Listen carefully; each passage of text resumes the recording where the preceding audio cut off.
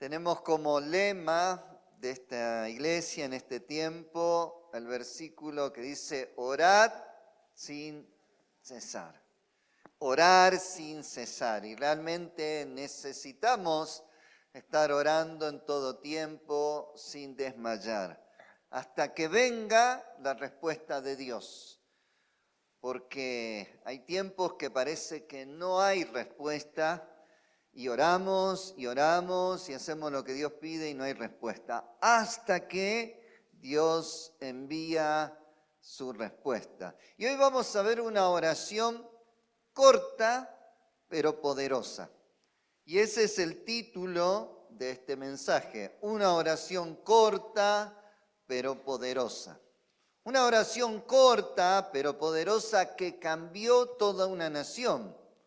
Es la oración del profeta Elías cuando se enfrenta a los profetas de Baal. Si ustedes quieren buscar en sus Biblias, Primera de Reyes 18, vamos a leer la oración que está en el versículo 36 y 37. Yo leo en Reina Valera contemporánea. Una oración corta pero poderosa. Dice el versículo 36, cuando llegó el momento de ofrecer el sacrificio, Elías se acercó al altar y dijo, Señor, Dios de Abraham, de Isaac y de Israel, demuestra hoy que tú eres el Dios de Israel y que yo soy tu siervo y que solamente hago lo que tú me has ordenado hacer. Respóndeme, Señor, respóndeme, que tu pueblo reconozca que tú, Señor, eres Dios y que tú harás que su corazón se vuelva a ti. Como les decía, una oración corta pero poderosa que cambió el destino de una nación. Una oración corta, se los vuelvo a leer. Señor Dios de Abraham, de Isaac y de Israel, demuestra hoy que tú eres el Dios de Israel y que yo soy tu siervo y que solamente hago lo que tú me has ordenado hacer. Respóndeme, Señor, respóndeme, que tu pueblo reconozca que tú, Señor, eres Dios y que tú harás que su corazón se vuelva a ti. Es interesante que en esta oración el profeta no pide que caiga fuego del cielo. En ningún momento pide eso. Pero el resultado es, si ustedes lo conocen, que cae fuego del cielo y que consumió el altar y todo lo que estaba en ese lugar. Veamos algunos puntos de esta oración. Hay una invocación al Dios de los patriarcas. Elías se dirige a Dios como el Dios de Abraham, el Dios de Isaac y el Dios de Israel, reafirmando su fidelidad histórica. ¿Qué Dios? Había varios dioses en esos momentos. El Dios de Abraham, el Dios de Isaac y el Dios de Israel. El otro punto da a conocer que está cumpliendo solo con la voluntad de Dios. Pide que se muestre que él actúa como siervo de Dios, siguiendo sus instrucciones fielmente. Y acá quiero hacer una pequeña nota al margen. Ustedes se acordarán cuando hablamos la diferencia, o para poder diferenciar entre los niños espirituales y los que han alcanzado madurez. Este es otro ejemplo. Una de las diferencias era que el niño espiritual siempre pone sus deseos, sus caprichos en primer lugar. Y por el contrario, una persona que ha alcanzado madurez actúa siguiendo fielmente la voluntad del Señor, aunque esto pueda poner en peligro sus vidas, como lo vemos en este caso. Si no caía fuego del cielo, les puedo asegurar que a Elías lo mataban. No iban a matar. O caía fuego del cielo o Elías se moría. Con esa pequeña oración, Elías estaba jugando la vida. El otro punto es súplica. clama por una respuesta clara y visible. Clama por una pronta y favorable respuesta de parte de Dios, para que el pueblo pueda ver la mano de Dios en acción. Y quiero enfatizar esto, el pueblo pueda ver la mano de Dios, porque ellos seguramente, conociendo la historia del pueblo de Israel, ellos habrán escuchado mucho de Abraham, lo que hizo, de Isaac, de Jacob. Habrá escuchado mucho de la libertad que les trajo Moisés, de las plagas. Habrán escuchado de los milagros. Habrán escuchado cuando los reyes iban a combate, las grandes victorias. Cuando David peleó contra Goliat. Todas las historias, desde los patriarcas, hasta ese momento, escucharon los milagros antiguos, sabían la doctrina, sabían los ritos, sabían lo que ordenó Moisés, pero lamentablemente esa generación no conocía el poder de Dios. No conocía el poder de Dios en sus vidas, en sus días. Por eso habían caído en el sincretismo y la idolatría a Baal y a Acera y otros ídolos abominables.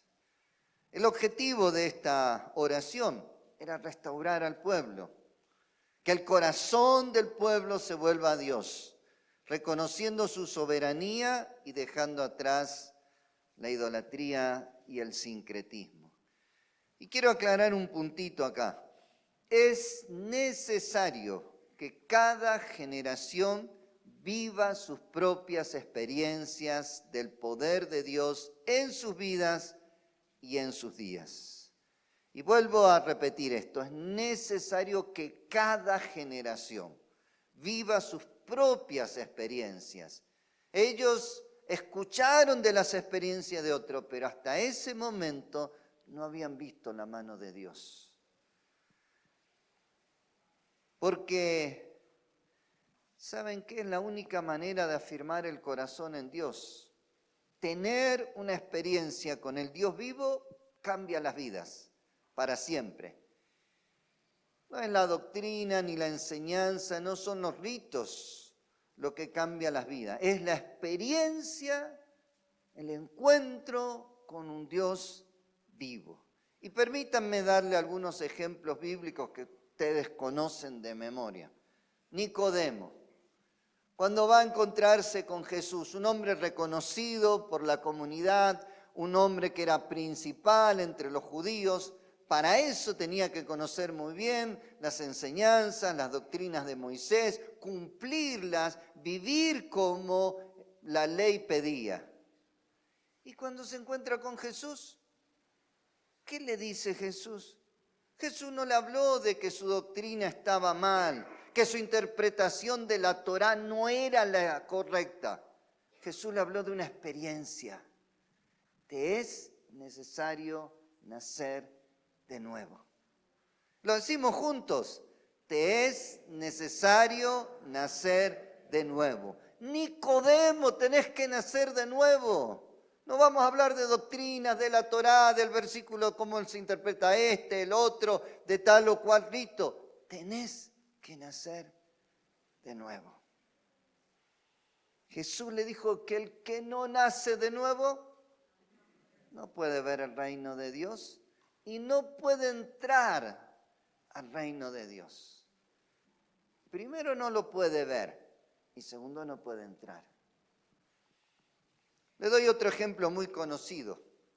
Saulo de Tarso, un judío fariseo, dice la Biblia, o sea que significa que conocía muy bien la ley de Moisés y todos los ritos de su tiempo. Conocía todo, cumplía. Fue educado bajo Gamaliel, un gran maestro, respetado por la ley judía. Y les pregunto, ¿qué cambió la vida de Saulo? ¿Más doctrina? ¿Más enseñanza? ¿Otros ritos nuevos? o una experiencia de un encuentro personal con Jesús? Conocemos la respuesta. Una experiencia con el Dios vivo lo cambió todo en Saulo de Tarso. Una experiencia con el Dios vivo. Y ustedes conocen la historia cuando él iba a Damasco. Y permítanme decirle esto y con todo respeto se los digo. Lo que cambia a una persona no es nuestra sana doctrina, menos una doctrina distorsionada. Lo que cambia a las personas es una experiencia, un encuentro con el Dios vivo. Eso es lo que cambia las vidas. Eso es lo que te cambió a vos, que me cambió a mí, que le cambió a todos los creyentes de todo el mundo, de todos los tiempos. No es nuestra sana doctrina, es el encuentro con Jesús. Y podría seguir mostrándoles muchos ejemplos bíblicos, que lo que cambia a las personas es la experiencia del encuentro con Dios. Por eso, antes de seguir, te pregunto, ¿ya tuviste ese encuentro con Dios? ¿Ya tuviste la experiencia de nacer de nuevo? ¿Ya tuviste la experiencia de haber visto el reino de Dios, sus milagros, sus prodigios? Para que una persona firme su corazón, tiene que tener primero esa experiencia de haber nacido de nuevo. Y después la experiencia de ver los milagros y la mano de Dios. Y vuelvo a preguntarte, ¿tengo esa experiencia? ¿Tengo esa experiencia con el Dios vivo? ¿Fue Dios quien cambió tu corazón? ¿Fue Dios el que antes iba para allá y hizo que vuelva y que vengas hacia los caminos santos de Dios? ¿Fue Dios el que cambió tus pensamientos, tus ideas? ¿Fue Dios el que cambió tu manera de ver la vida? Es una experiencia lo que nos cambia. Y déjenme darle una ilustración, no bíblica, pero lo van a entender. Supongamos que tengamos la bendición de que todos nos ganamos un viaje a Europa. Todos vamos a querer ir. Estamos en el avión, la azafata nos da la bienvenida, Iglesia Evangélica Bautista Casero 214, bienvenidos, abróchense su cinturón, vamos a ir a Europa. ¿Y saben qué? Estamos estrenando un piloto nuevo. Es una buena persona, bastante fachero, generoso, pero tiene conoce muy bien la teoría del vuelo, pero tiene un pequeño detalle. Nunca tuvo la experiencia de volar un avión. Ni una hora de vuelo. Miren, se queda solo el que quiera suicidarse. Todos los demás salimos corriendo de ese avión. No sirve la teoría si no hay una experiencia. Yo no me quedo ni que me regalen lo que me regalen en ese avión.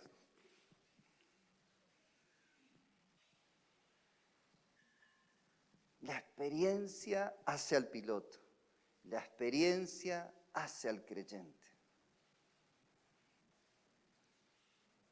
Pero sigamos con Elías.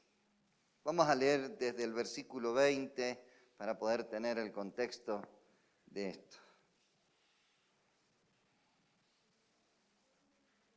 Primera de Reyes 18, 20 al 40 se los leo. Acab reunió en el monte Carmelo a todos los israelitas y a los profetas. Entonces Elías se paró frente a todo el pueblo y dijo, ¿hasta cuándo van a estar titubeando entre dos sentimientos? Si el Señor es Dios, síganlo a Él. Pero si piensan que Baal es Dios, entonces vayan tras Él. Y como el pueblo se quedó callado,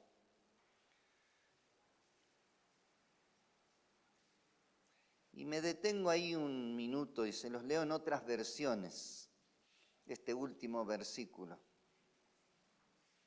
Reina Valera 60, para los que están leyendo en Reina Valera, dice, y acercándose Elías a todo el pueblo, dijo, ¿hasta cuándo claudicaréis vosotros entre dos pensamientos? Si Jehová es Dios, seguidle, y si Baal es, id en pos de él. Y el pueblo no respondió palabra. La Nueva Traducción Viviente dice, Elías se paró frente a ellos y les dijo, ¿y hasta cuándo seguirán indecisos, titubeando entre dos opiniones? Ahora, si por ahí llegan a leer la Biblia textual, dice que Elías se acercó al pueblo y le dijo, ¿hasta cuándo andaréis cojeando? Si Yahvé es Dios, síganlo, y si Baal es Dios, síganlo.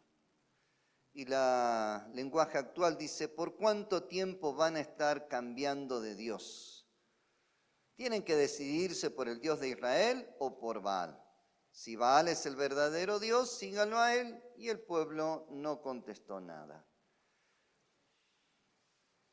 ¿Por qué les hago leer y les comparto varias versiones?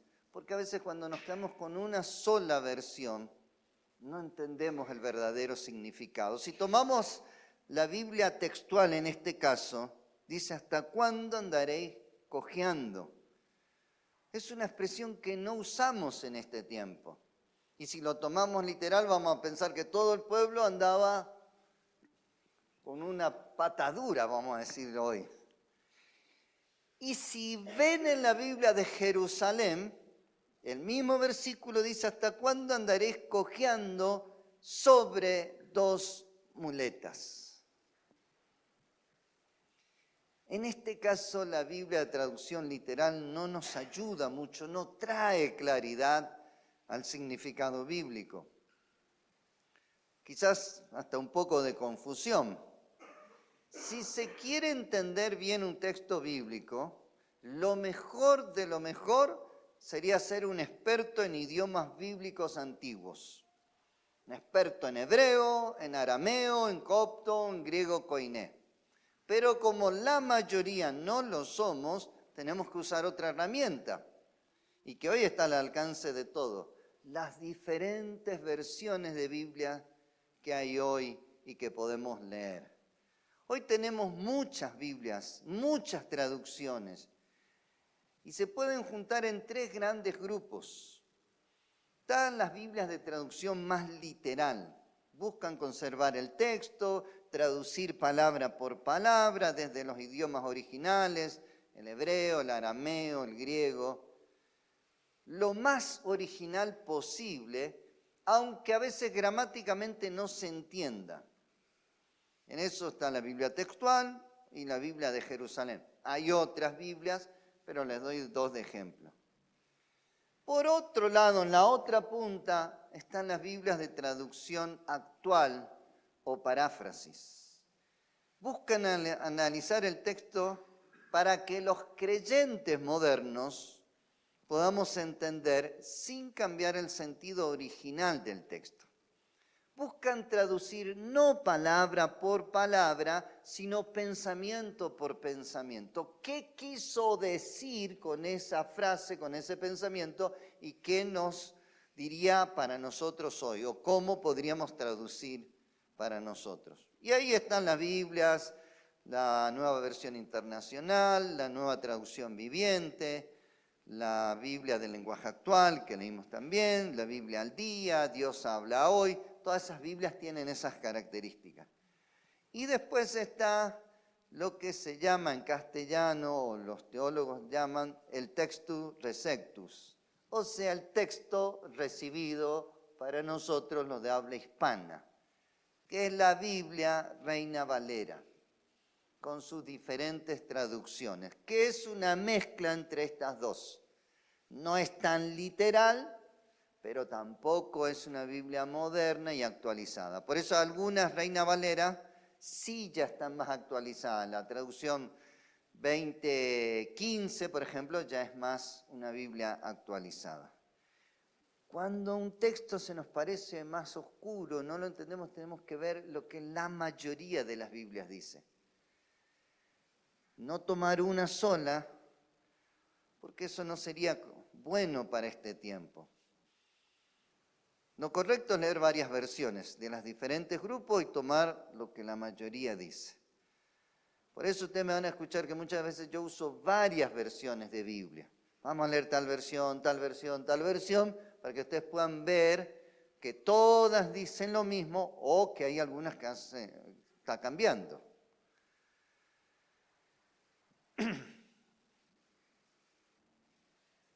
La verdad es que hoy quedarse con una sola versión para afirmar o refutar una doctrina es un pretexto. Vuelvo a repetir esto. Hoy quedarse con una sola versión para afirmar o refutar alguna doctrina es un pretexto. Porque los lingüistas, los traductores tuvieron años, la vida entera traduciendo esas Biblias, buscando el sentido, buscando palabra por palabra, para que hoy podamos tener una amplitud en el conocimiento bíblico que antes no lo tenían.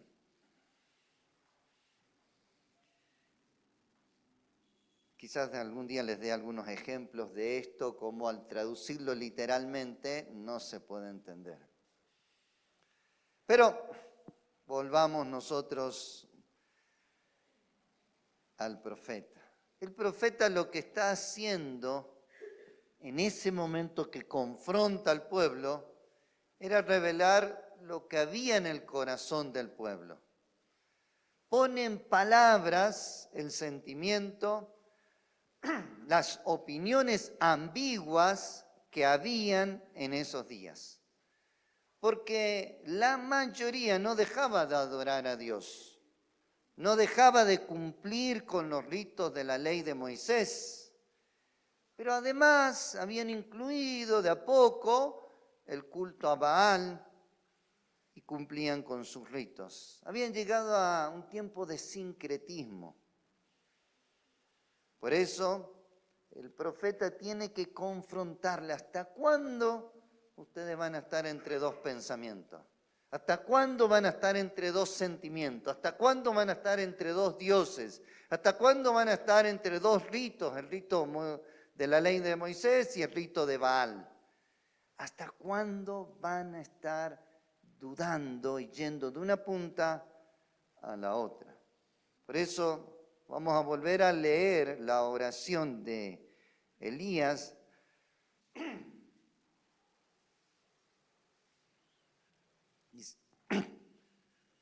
Perdón. Y se van a dar cuenta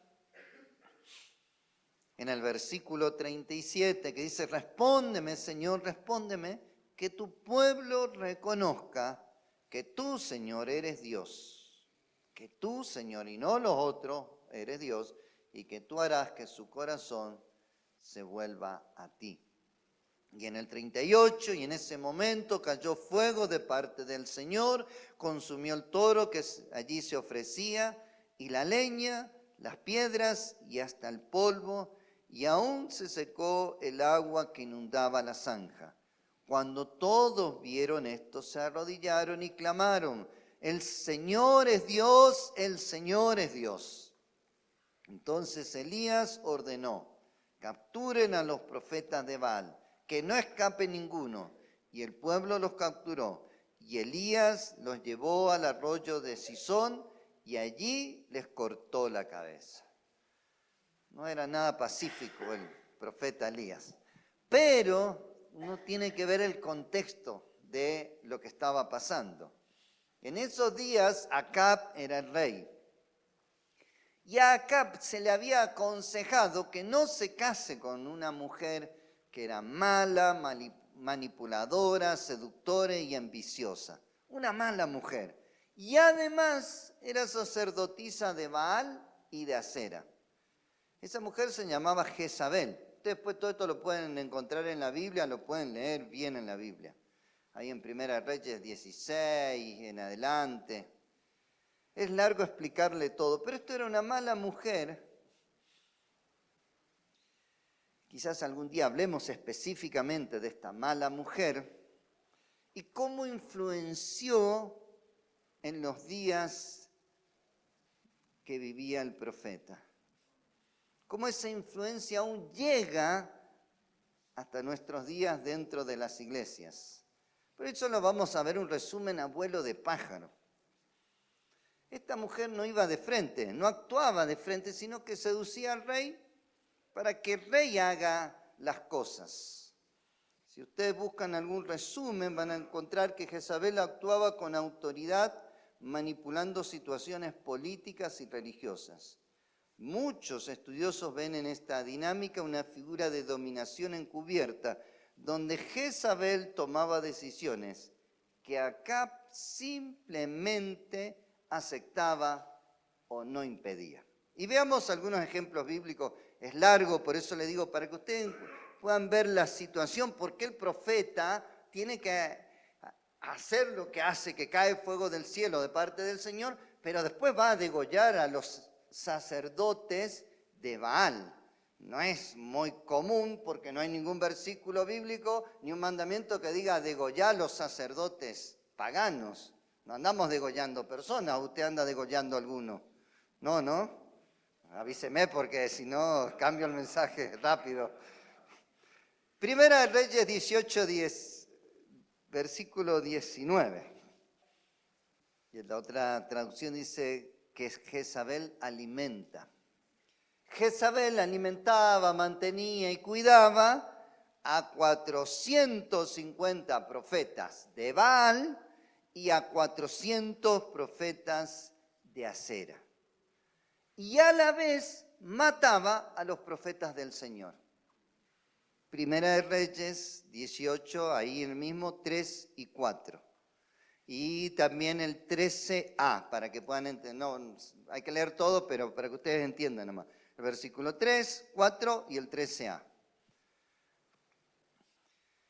En la versión nueva dice que en el 4 que Jezabel mataba a los profetas. Y en el 13 lo confirma. Mataba a los profetas de parte del Señor y cuidaba y alimentaba a los profetas de Baal y de Acera. Y a la vez era la esposa del rey de Israel. ¿Se pueden dar cuenta lo que estaban viviendo en esos días? La esposa del rey cuidaba, alimentaba, protegía a los sacerdotes de Baal, de Acera, y mataba por el otro lado a los profetas que hablaban de parte del Señor. Y el pueblo en el medio, titubeando, dudando, ¿quién tiene razón con lo que está pasando? Porque no era una cualquiera, era la esposa del rey y era una hija del rey. Pero había introducido en el pueblo de a poco el sincretismo y la idolatría.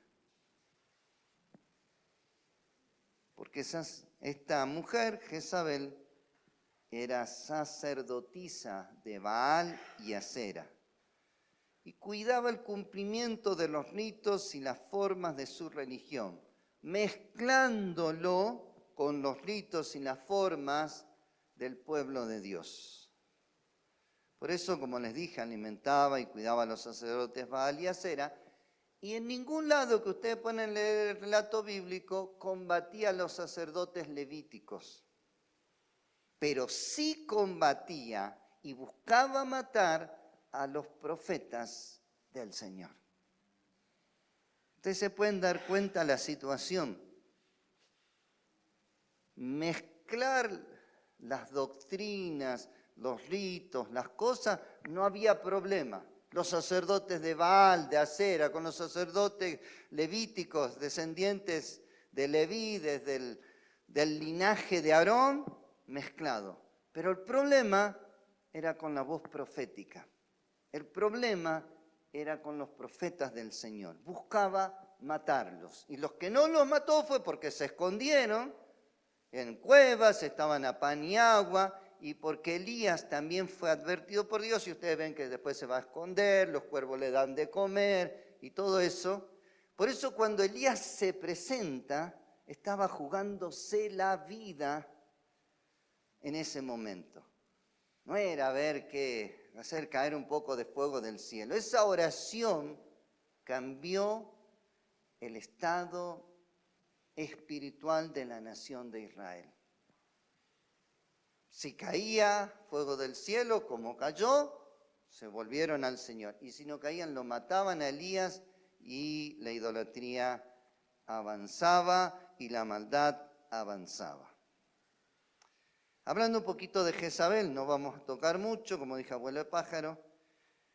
Ella podía manejar el poder político de Israel a través del rey, su esposo, Acab, que era un hombre de carácter débil.